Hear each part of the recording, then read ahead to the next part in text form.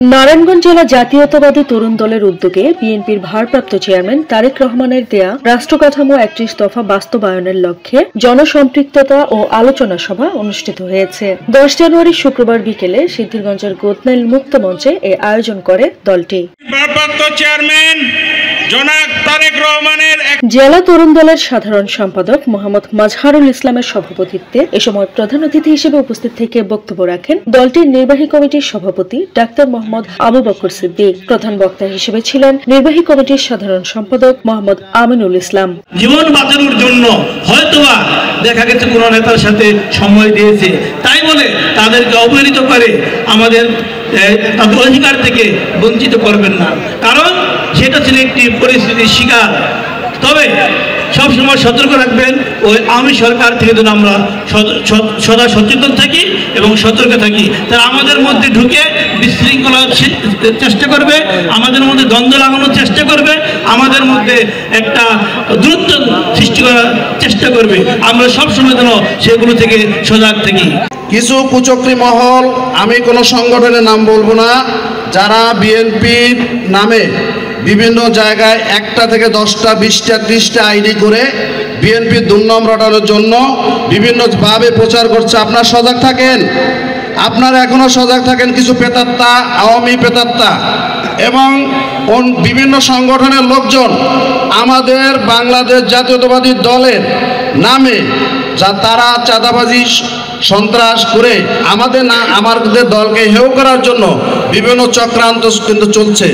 আমি ধন্যবাদ জানাবো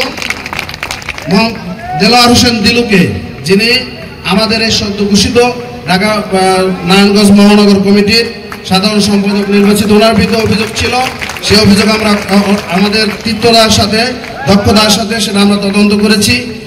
যেটা ওনার বিরুদ্ধে রাজনৈতিক মামলা ছিল সেটা আমরা আপনাদেরকে ক্লিয়ার করে দিতে চাই। যে মামলার উনি একজন ষড়যন্ত্র শিকার হয়েছিল সেটাও আমরা প্রত্যাহার করে নিয়েছি।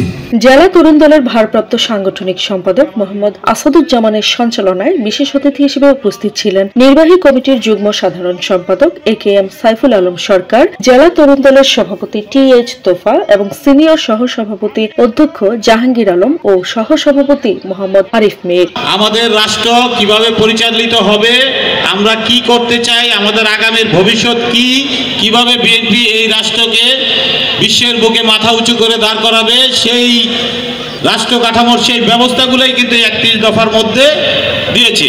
যাতে বেশি করে ভালো কিছু করে দেখাতে পারে এবং আমাদের মাধ্যমে আমাদের ব্যবহারে, আচার ব্যবহারে সবকিছুর মাধ্যমে সন্তুষ্ট হয়ে যাতে সবাই বিএনপিকে ভোট দিয়ে জয়যুক্ত করে এবং তারেক রহমানের হাতকে শক্তিশালী করে। এছাড়া আমন্ত্রিত অতিথিদের মধ্যে ছিলেন কেন্দ্রীয় কমিটির সহসভাপতি অ্যাডভোকেট শামসুজ্জামান খোকা এবং সমাজ কল্যাণ বিষয়ক সম্পাদক ও নারায়ণগঞ্জ মহানগর তরুণ দলের সভাপতি SM সিফাতুল্লাহ, নারায়ণগঞ্জ মহানগর কমিটির সাধারণ সম্পাদক দেলোয়ার হোসেন দেলু এবং সহসভাপতি আমিরুল ইসলাম বাবু, সিনিয়র যুগ্ম সাধারণ সম্পাদক আব্দুল্লাহ আল শিপন, যুগ্ম সাধারণ সম্পাদক মোহাম্মদ রবিন ও মোহাম্মদ খোকন ভুইয়া, সদস্য মোহাম্মদ জাহাঙ্গীর আলম, সিদ্ধিরগঞ্জ থানা তরুণ দলের সিনিয়র যুগ্ম আহ্বায়ক মোহাম্মদ সাজু খান, যুগ্ম আহ্বায়ক আমিনুল ইসলাম রানা, মোহাম্মদ রাকিব ও কামরুল হাসান জিতু প্রমুখ।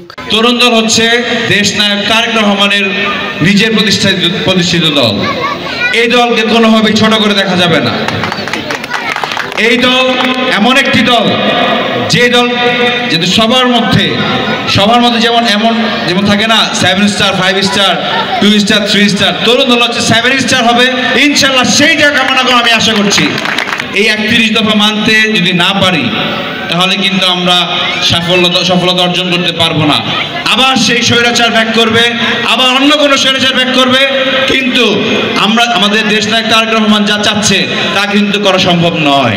একটা জিনিস খেয়াল করে দেখবেন, শহীদ প্রেসিডেন্ট জিয়াউর রহমানের সুযোগ্য সন্তান জনাব তারেক রহমান যে নির্দেশনাগুলি আমাদের দিয়েছে 31 দফা বাস্তবায়নে, সেখানে একটু খেয়াল করে দেখবেন সে 2 জায়গায় শ্রমিকদের এবং কৃষকদের নিয়ে কথা বলেছে।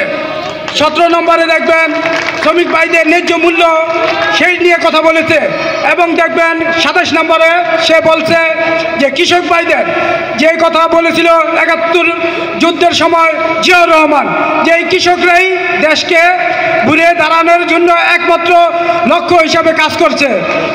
সেই জন্য সেই শহীদ প্রেসিডেন্ট জিয়া রহমানের সুযোগ্য সন্তান, সেই মেধা এবং সেই রক্তই কথা বলে। সেই জন্য তারেক রহমানও কৃষকদের জন্য কথা বলেছে। কৃষকদের স্বৈরাচাররা যেভাবে জিম্মি করে কৃষকদের ফসল ঘাম, মাথার জড়ানো ঘাম পায়ে ফেলে যে ফসল জড়ায়, সেই ফসলকে একটা সিন্ডিকেটের মাধ্যমে জিম্মি করে খেয়েছে। সেই জন্য তারেক রহমান 27 নম্বরে আপনারা খেয়াল করে দেখবেন বলেছে যে কৃষকদের ন্যায্য মূল্য পূরণ করবে। তারেক জিয়া যে নির্দেশনা দিছে সেই নির্দেশনা অনুযায়ী কাজ করব। আমরা চাই আমাদের নারায়ণগঞ্জ তরুণ দল এরকম যেন হবে যে সবাই মিলে একসাথে আমরা কাজ করতে পারি। তারেক জিয়া 31 দফা দাবি দিচ্ছে, সেই 31 দফা দাবিটা আমাদের তুলে ধরা সবাই মাঝে। এর আগে বেলা 3টা থেকে মহানগর তরুণ দলের সাধারণ সম্পাদক দেলোয়ার হোসেন বেলু ও সহসভাপতি আমিরুল ইসলাম বাবুর নেতৃত্বে সহ বিভিন্ন এলাকা থেকে একের পর এক বিশাল বিশাল মিছিল নিয়ে সমাবেশ স্থলে এসে যোগ দেন নেতাকর্মীরা।